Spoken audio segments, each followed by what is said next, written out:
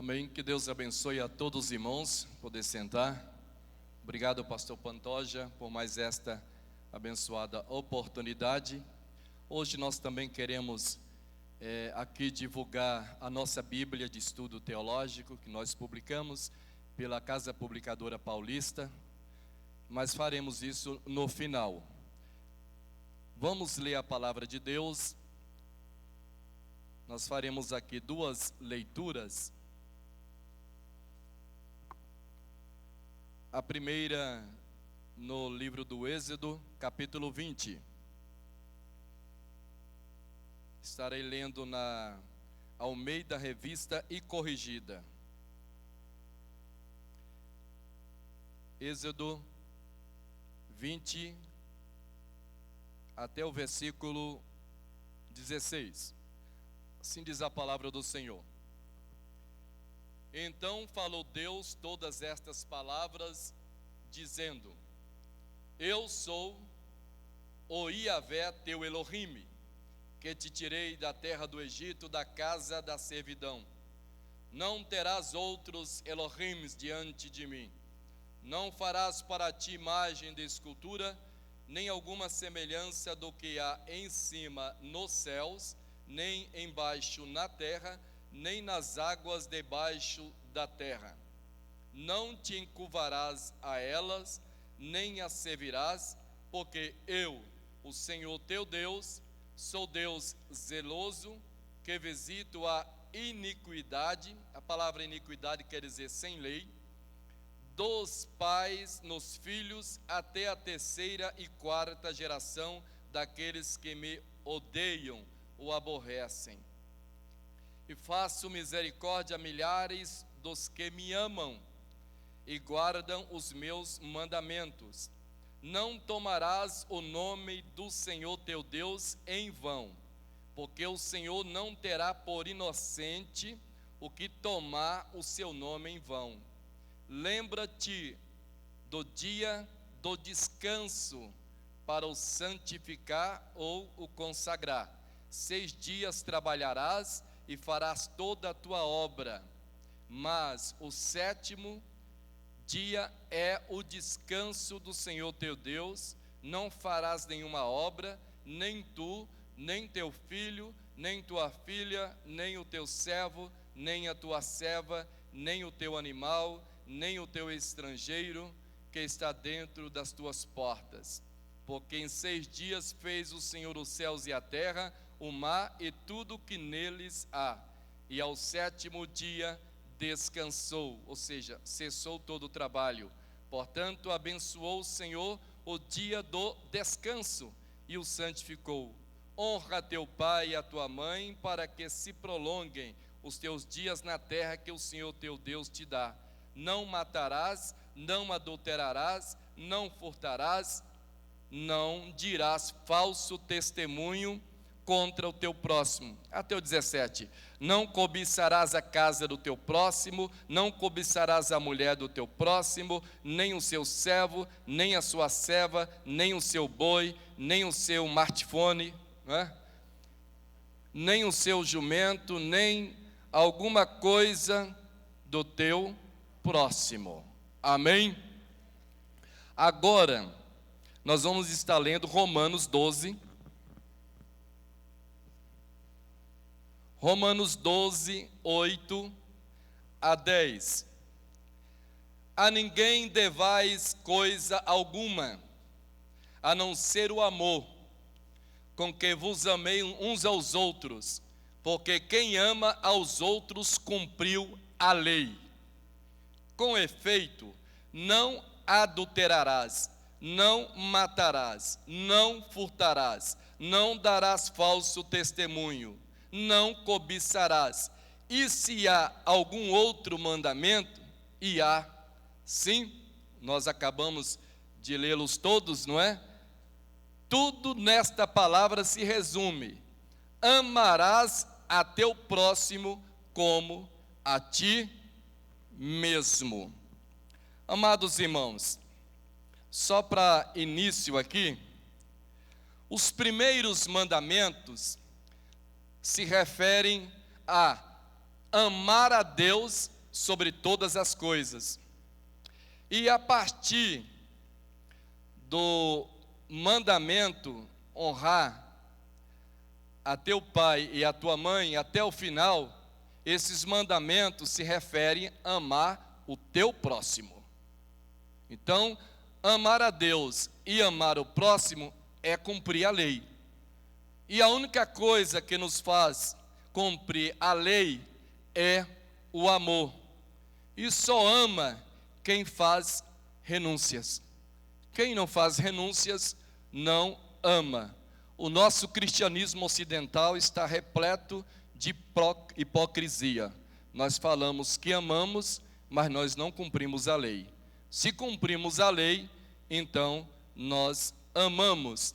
Mas veja aqui, como o pastor Pantoja disse que é apenas uma introdução, e na verdade será uma introdução, nós temos aqui os imperativos da lei de Deus. Os imperativos da lei de Deus. Não é fácil estudarmos os 10 mandamentos.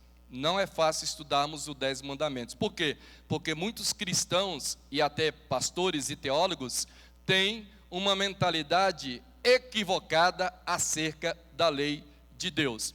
E isto foi respondido através de estudos recentes de renomados teólogos ocidentais, como o Nicholas Thomas Wright e também o James Dunn, e dentre tantos outros, não é, professor Claudeci?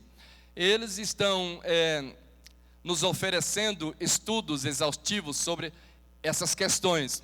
E essa linha de estudo, ela é chamada de NPP, Nova Perspectiva em Paulo. Por quê? Porque esses estudiosos chegaram à seguinte conclusão: muitas coisas que Agostinho, Lutero, Calvino e tantos outros estudiosos da Reforma Protestante, até inclusive nos dias de hoje, eles não entenderam os discursos dos apóstolos de Jesus. Por exemplo, o estudo de Romanos, estudo de Hebreus, estudo de Gálatas e o estudo de Gálatas, e fizeram uma confusão tremenda entre lei e graça, dizendo que a graça é coisa do Novo Testamento e lei é coisa do Antigo Testamento, sendo que tanto a lei quanto a graça estão nos 2 testamentos, tanto no Antigo quanto no Novo Testamento.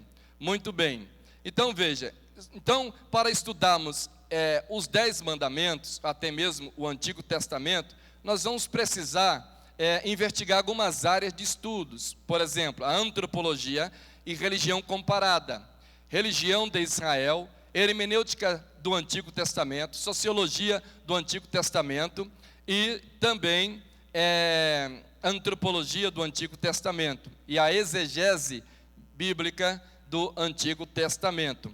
Mas a nossa missão aqui é apenas possibilitar uma visão panorâmica, No Evangelho de São Mateus, capítulo 23, Jesus faz algumas advertências a escribas e fariseus. Ele disse o seguinte, que alguns estão assentados na cadeira de Moisés, querendo exercer autoridade.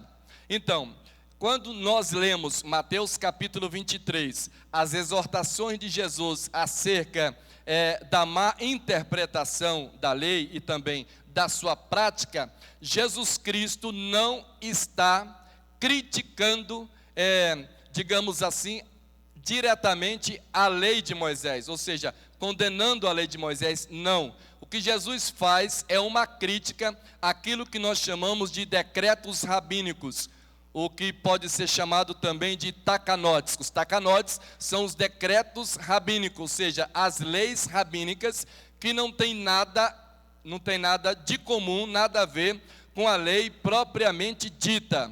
É como acontece hoje, não é? Nós temos denominações e mais denominações evangélicas no Brasil, e cada denominação acha que tem o direito de interpretar a palavra de Deus a seu modo. Então, isso também é um tipo de takanote, ou seja, decretos rabínicos, decretos teológicos. E nem sempre as interpretações que se fazem da palavra de Deus, do Antigo Testamento, do Novo Testamento, nem sempre essas interpretações estão corretas. Nem sempre. Aliás, se nós temos 100 denominações, nem todas não podem estar certas.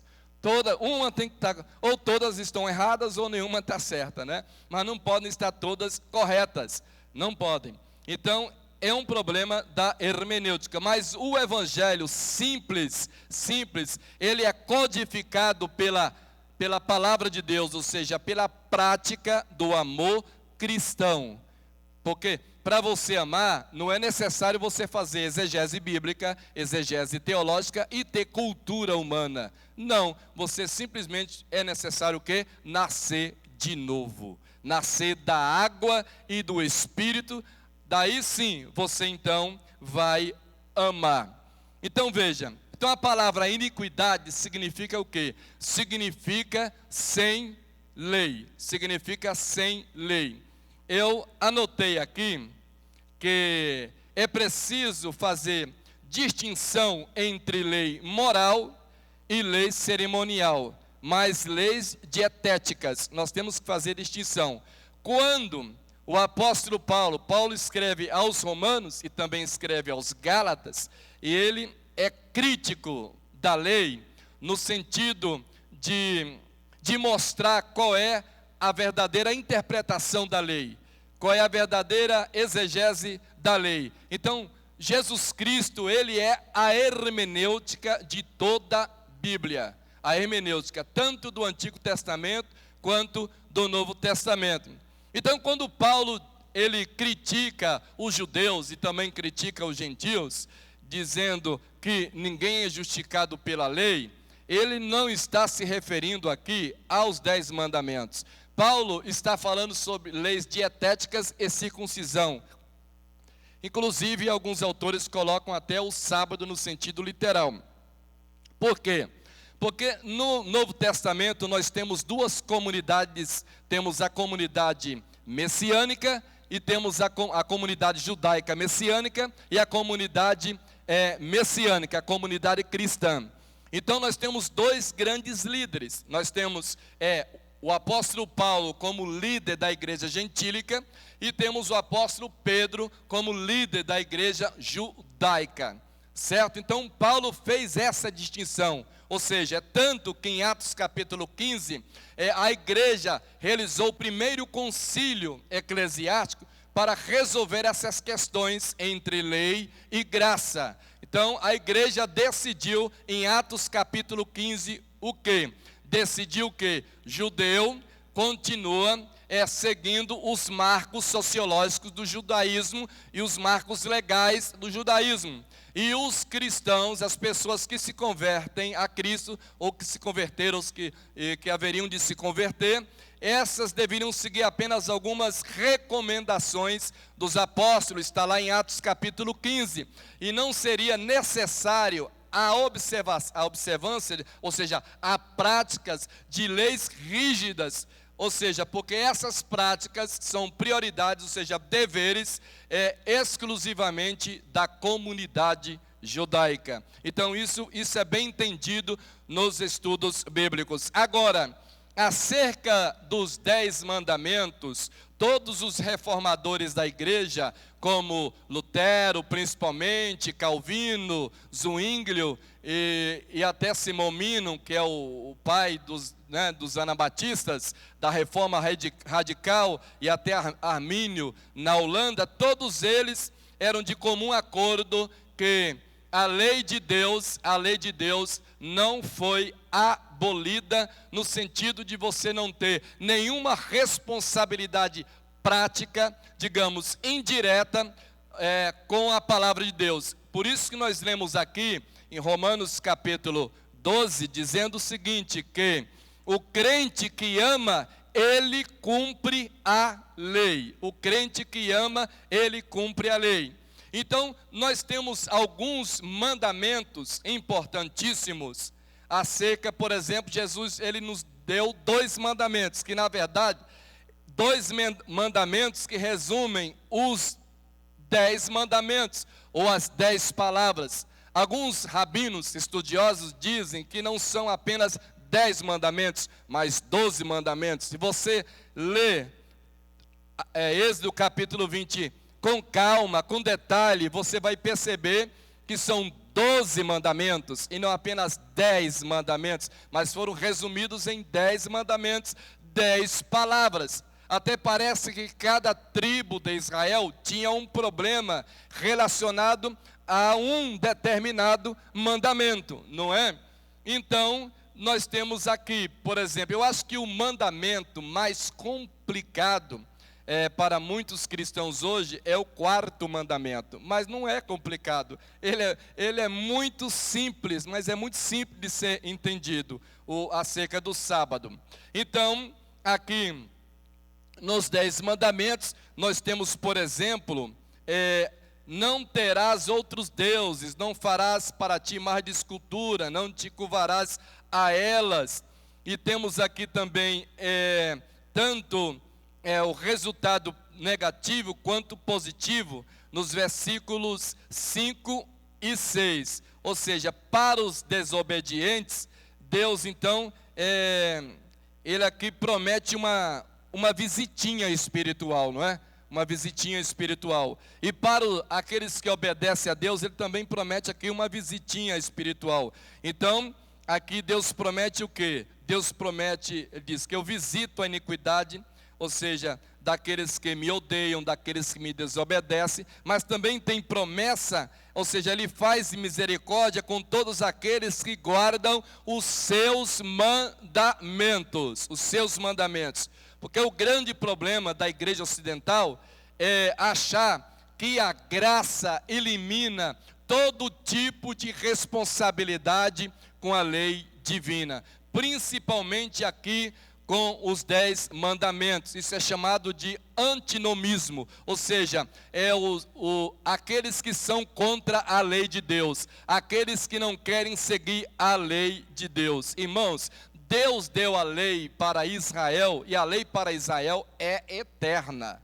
A lei para Israel é eterna. Agora, a graça é universal, mas você também vai perceber a graça de Deus no Antigo Testamento. Então, Ele nos deu 2 mandamentos. Então, o primeiro mandamento era amar a Deus sobre todas as coisas. E aqui nós já temos, por exemplo, que o grande problema da humanidade chama-se idolatria. Então, se nós conseguirmos resolver o problema da idolatria, porque o Deus de Israel não é apenas um Deus nacional, Ele é Deus universal, Ele é Deus único. Jesus revelou que o Deus de Israel é universal, que o Deus de Israel é absoluto, que o Deus de Israel é único, que não há outro Deus. Ele mesmo disse que não terás outros deuses diante de mim. Não. Então, nós cristãos temos que ter a seguinte consciência: qual é o Deus que nós estamos servindo? Nós estamos servindo o Deus do hinduísmo, que são milhares, não é? Qual é o Deus que nós estamos servindo? O Deus que nós estamos servindo é o Deus de Abraão, é o Deus de Isaac e o Deus de Jacó, é o Deus de Israel. Esse Deus é o Deus que foi revelado a Jesus Cristo. Jesus revelou o Deus de Israel para toda a humanidade. Toda a humanidade. É tanto que Paulo diz assim em Efésios capítulo 1: bendito seja o Deus e Pai de nosso Senhor e Salvador Jesus Cristo. Porque Deus é tanto Deus também do Filho, o Filho é Deus, mas Deus o Pai é Deus do Filho, e o Deus do Filho é o nosso Deus. Então, nós da Assembleia de Deus servimos ao único Deus, e o nosso Deus é o Deus de Israel. é o Deus dos profetas, o Deus dos patriarcas, o Deus de Jesus Cristo, o Deus dos apóstolos, o Deus criador dos céus e da terra, onipotente, Senhor. Ele é o Deus verdadeiro. Agora nós chamamos Deus nas nossas reuniões de Senhor, de Deus, porque o Antigo Testamento apresenta pelo menos 72 títulos para Deus, não é? Pelo menos 72 títulos, não é, professor? O senhor que é professor de hebraico, professor Claudecino, nós somos professores juntos há muitos anos na faculdade, não é? Fomos professores, um dos primeiros professores jovens de teologia aqui no Distrito Federal, né? Graças a Deus. Então, é o que nós percebemos aqui, é o Deus verdadeiro. Então nós chamamos de Senhor, porque isso é língua portuguesa, mas no hebraico é IHVH, não é? Yud-Re, Vav-Re. Então, como é impossível todos os cristãos falarem hebraico nas reuniões, então as sociedades bíblicas traduziram para as línguas vernaculares o que isso significa, digamos assim, bem próximo, não é? Então nós colocamos Senhor, já no inglês é Lord, não é? Não Mister, mas Lord. Então veja, mas nós sabemos, e Elohim também, mas é IHVH, IHVH. Então, é isso que é importante. Então aqui nós temos o problema da idolatria, é o que Paulo está discutindo em Romanos capítulo 1, pastor Pantoja. O problema da idolatria. E o problema da idolatria só pode ser resolvido na pessoa bendita de Jesus Cristo. Ou seja, nós não adoramos ídolos, mas nós adoramos a Jesus Cristo, que é Deus revelado. Nós estamos aqui para adorar a Jesus Cristo. O nosso culto não é uma loteria, irmãos, esportiva, onde nós nos reunimos aqui e vamos ficar na expectativa, ou seja, o que é que nós vamos receber hoje como resultado do nosso culto. Isso não é culto de louvor e de adoração. Nós estamos aqui porque nós reconhecemos a Jesus Cristo como Deus encarnado, crucificado, ressuscitado, foi recebido no céu, está à destra de Deus intercedendo por nós e virá pela segunda vez. Então nós estamos aqui adorando a Deus, porque muita gente frequenta a igreja achando que estão tentando a sorte. Não é nada disso, isso não é culto. Culto não é culto de tentar a sorte. Nós estamos aqui para bendizer o nome de Jesus Cristo, para glorificar o nome de Jesus Cristo. Portanto, Deus exige de nós o quê? O afastamento definitivo de todo tipo de idolatria. A glória aqui não é para o homem, não é para mim nem para você. A glória aqui é para o Deus único. E esse Deus não aceita ser substituído. Então, diz também que não podemos tomar o nome do Senhor em vão, como está acontecendo hoje no Brasil, né, com muitos cristãos fanáticos, achando que Deus vai transformar a nossa república em uma nova Jerusalém. Isso nunca vai acontecer, irmãos, nem no Brasil, nem nos Estados Unidos, nem na China, nem em lugar nenhum. Nós estamos aguardando novos céus e nova terra. Isso ainda vai acontecer.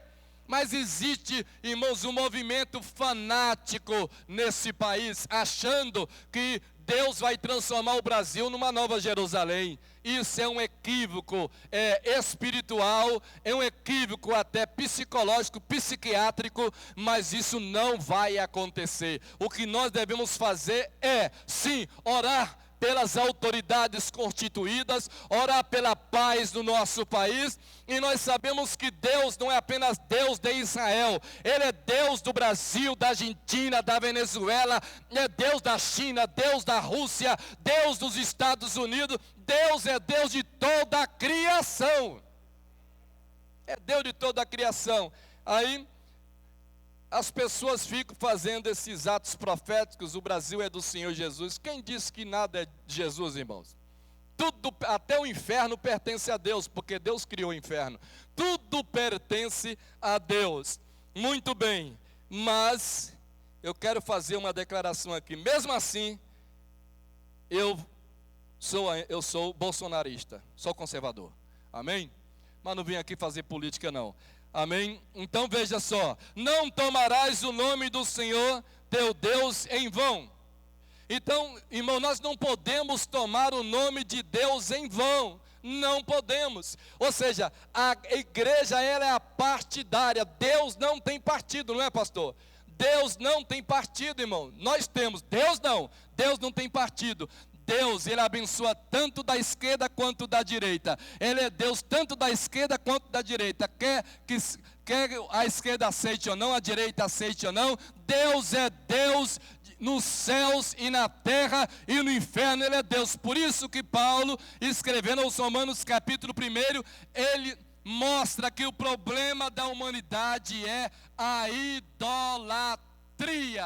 A idolatria. Por quê? Nós teríamos sim um país 100% abençoado se esse país colocasse a Deus em primeiro lugar. E o Estado brasileiro não é laico. Por quê? Porque o primeiro artigo da Constituição Federal, eu, pela misericórdia de Deus, sou bacharel em Direito, então o primeiro artigo da Constituição Federal diz o quê? Os constituintes aprovaram a Constituição Federal de 88, dizendo o seguinte: sob a proteção de Deus. Agora, que Deus é esse? O pastor Gesiel Gomes até fez uma pregação, né, no Congresso Nacional sobre esse tema, sob a proteção de Deus. Sob a proteção de Deus. O Estado não quer saber de Deus, mas ele está sob a proteção de Deus. A sociedade não quer saber de Deus, mas ela está sob a proteção de Deus. Ninguém quer saber de Deus. O ateísta, o materialista, o agnóstico, o cético não querem saber de Deus, mas está na Constituição, sob a proteção de Deus. Quem é Senhor é Deus. Ele é o Senhor do céu e da terra. Aleluia. Muito bem, irmãos. Agora, nós temos também aqui o sábado. E é claro que os pastores que vão ministrar vão explicar tudo isso. Mas o problema aqui, a questão aqui não é questão de dia. Qual dia? A questão aqui é que o materialismo tomou conta das nossas vidas, a ponto de nós não termos mais tempo para servir a Deus. Porque nós somos hipermaterialistas, consumistas e capitalistas, ou neocapitalistas, e nós só pensamos em lucro, só pensamos em renda, só pensamos em prosperidade, só pensamos em riqueza, só pensamos em tecnologia de última geração, e nós esquecemos de servir a Deus. Jesus disse que o reino de Deus e a sua justiça estão em primeiro lugar. Você pode trabalhar, conquistar, ganhar dinheiro, mas lembre-se, Deus deve ser Senhor da sua vida. Deus deve estar em primeiro lugar. Então, nós temos que ter pelo menos, irmãos, um dia na semana para servirmos a Deus. E nós temos aqui o domingo, não é? O domingo. Então, domingo, irmãos, é um dia especial. Pode ser o seu sábado. Para a Assembleia de Deus, o sábado é o domingo no sentido espiritual. Por quê? Então, domingo nós temos a escola bíblica dominical, nós temos evangelização, temos o culto à noite, mas mesmo assim as pessoas não estão indo à igreja com frequência. Hoje está tendo o quê? Um clássico aqui no Distrito Federal, não está tendo? 18 mil pessoas inscritas, irmãos. Agora, eu pergunto aos irmãos, será que lá não tem crente? Tem até pastor, presbítero, missionário, levita, está todo mundo lá. E por que esse pessoal paga ingresso caríssimo, 18 mil pessoas em um estádio? Essas pessoas não estão preocupadas com Covid-19, mas mesmo assim não vêm às nossas reuniões que têm menos frequência. Então, onde estão as nossas prioridades? Onde estão as nossas prioridades? Então veja que nós precisamos honrar a Deus. Na idade medieval, as pessoas trabalhavam muito menos do que trabalham hoje. As pessoas trabalhavam apenas 6 meses. E hoje, nós trabalhamos de domingo a domingo, de janeiro a dezembro. E nós não valorizamos, irmãos, a obra de Deus, o compromisso de Deus. Por quê? Porque a nossa sociedade é uma sociedade materialista, é uma sociedade... Não sei se vocês viram recentemente na TV Record um documento sobre a Suécia. Eu conheço a Suécia. Um documento sobre a Suécia, sobre o problema do individualismo e o problema da educação de filhos. Então os repórteres, jornalistas dizendo que a Suécia é um país luterano. Veja, todos os países escandinavos são luteranos, mas veja que lá o cristianismo, irmãos, está institucional, está falido. É tanto que a nossa igreja em São Paulo, nós compramos 2 templos luteranos, um na Dinamarca e outro na Suécia. Por quê? Porque estão vazios esses templos. Os suecos, eles não querem saber de Deus. O nosso pastor presidente, José Wellington Bezerra da Costa, esteve lá. Ele já esteve várias vezes lá, não é? Mas uma das vezes, uma missionária lá da igreja de Estocolmo disse a ele: pastor, você sabe por que os nossos irmãos, nós não frequentamos muito a igreja hoje aqui na Suécia? Não. Por quê? Porque nós já temos tudo o que precisamos. Nós não precisamos mais de Deus. Nós não precisamos mais orar por cura divina, nós temos o melhor sistema de saúde. Não precisamos orar por prosperidade, nós somos ricos, temos dinheiro. Agora, lá no seu país, o Brasil, precisa de avivamento, porque é um país pobre. Olha só a mentalidade dessa irmã. Olha só a mentalidade dessa pessoa. E muitos também têm essa mentalidade, não é? Tem gente, irmão, que só fica firme em Deus quando passa por tribulação. Quando tudo está bem, pastor Pantoja, desaparece da igreja, não dá dízimo, não dá oferta, não evangeliza, não trabalha mais. Mas aqui, irmãos, o que nós aprendemos com o sábado é que nós devemos dar prioridade a Deus em primeiro lugar, não é? E temos também aqui, por exemplo, honrar pai, honrar mãe, não matarás, não adulterarás, não furtarás. Tudo isso aqui, alguns mandamentos aqui estão até no Código Penal e no Código Civil, não é? O senhor que é advogado, não é? Isso aí, os irmãos podem até ler o Código Penal e o Código Civil, vocês vão encontrar isso aqui, ó. Não matarás, não... Agora, adulterarás, isso aqui foi retirado do Código de Processo Penal, não é? Isso aqui, porque adultério não é mais crime, não é? É lazer, não é mais crime não. Então, não furtarás, não dirás falso testemunho contra o teu próximo, que há injúria, calúnia e difamação. Tudo isso, irmãos, é problemático. Mas está aqui, Deus está exigindo: e não cobiçarás absolutamente nada de ninguém. Nada. Na verdade, isso aqui, irmãos, é a inveja, não é? É a inveja. Isso aqui é o problema da inveja. Porque o invejoso nunca está satisfeito com a sua mulher, com o seu marido, com os seus filhos, com a sua casa, com o seu trabalho, com a sua vida. Ele nunca está satisfeito. E Deus instituiu essas leis aqui. Qual foi o objetivo principal de Deus instituir essas leis? Israel estava saindo do Egito, andando pelo deserto e indo em direção à terra prometida. Esses mandamentos aqui, irmãos, Deus deu a Israel como processo de civilização. Isso aqui é civilidade, processo de civilização.